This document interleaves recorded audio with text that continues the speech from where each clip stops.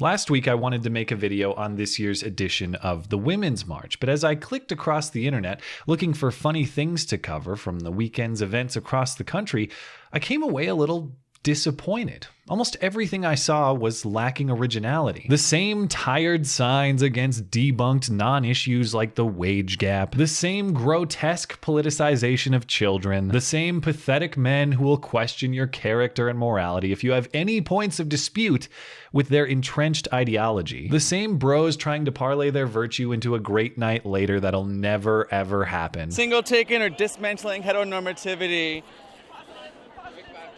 I can't see the rest. The same casual hopes for violence. I think that we should kill Donald Trump, and then we should also kill Mike Pence, because I wouldn't want him in office either. The same spectacle of people, so bizarre, I can't even think of a joke to make fun of them better than photographs of them already do. That man on the street footage is from Fleckus Talks, the most entertaining coverage of this year's Women's March that I've seen. If you'd like to check it out, links in the description. My search for comedy yielded occasional chuckles, but these were stale chuckles at a failing ideology getting ever more desperate for air as it slowly chokes to death. If I'm gonna laugh at feminists, I need something new. I need something fresh. I need something I haven't yet seen before. But as soon as I looked away from the Women's March in disappointment, I got a nice little link in my inbox from a listener that really scratches that laugh at feminists itch that I had last week. The Queer Femme Fight Club, channeling rage through wrestling. If you've had a lot of anger recently and know where to put it,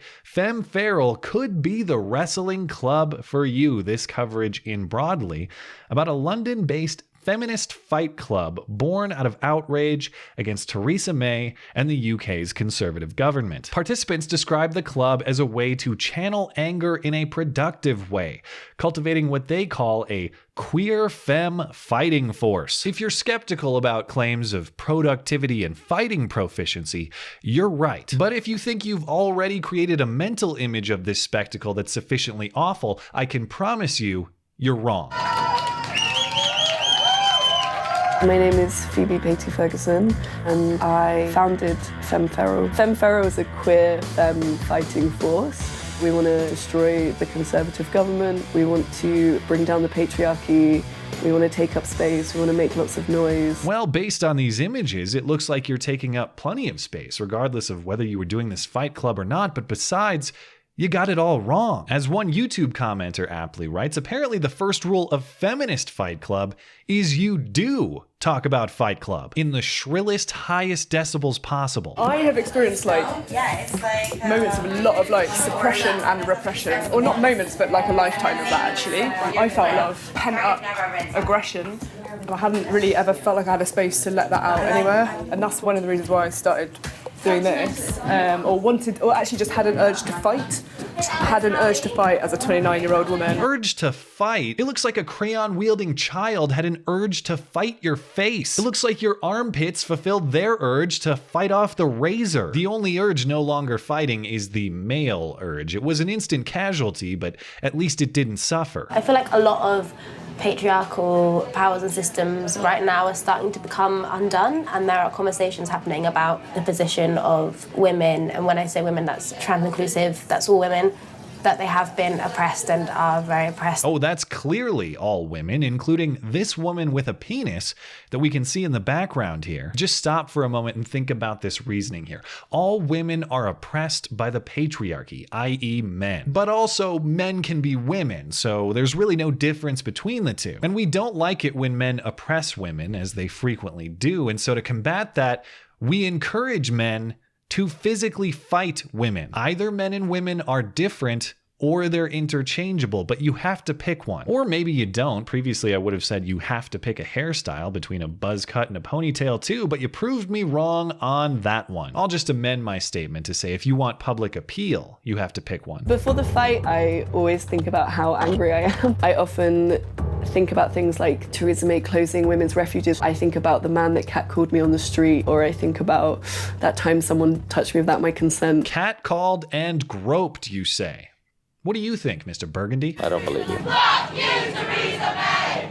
Fuck you, Theresa May! Fuck you, Theresa May! Yeah, fuck that bitch. Fuck her with the big, long, throbbing sick of the patriarchy. We want female empowerment, just not that kind of female empowerment. You know, if my brain existed in a constant state of contradiction like this, I'd be mad too. But if there's anything more shocking in this story to me than these outrageously humongous senses of body positivity, it's the repeated statements from these women, not just that they're angry, but seemingly that they want to be angry. We're really angry. I just wanted the opportunity to be able to kind of be aggressive. Own your sexiness, your sexuality in like an aggressive, angry way. I always think about how angry I am. We can recognize that we're angry. Anger, just like most things, is somewhat of a relative concept. Is anger good? Or is it bad? Well, it mostly depends on what you're angry about. There's justified anger and there's unjustified anger. But if you start from a default position of anger and then rationalize that anger later, the odds are pretty good that at least a portion of it is not entirely reasonable. Let that default anger fester without ever questioning yourself about why you're angry and whether it's justified, and before you know it, you're an overweight harpy in Crayola makeup demanding influence from the depths of a basement so deep it ensures that you and success will never ever meet. It's tempting to call this display an outlier or an extreme. As one commenter describes it, a perversion of feminism rather than its true form. And perhaps this is final stage, a rare and tragic form of a broader disease. But make no mistake, if you teach a young girl to be angry by default and to rationalize her anger with fingers pointed outwardly and never inward to question whether her anger is justified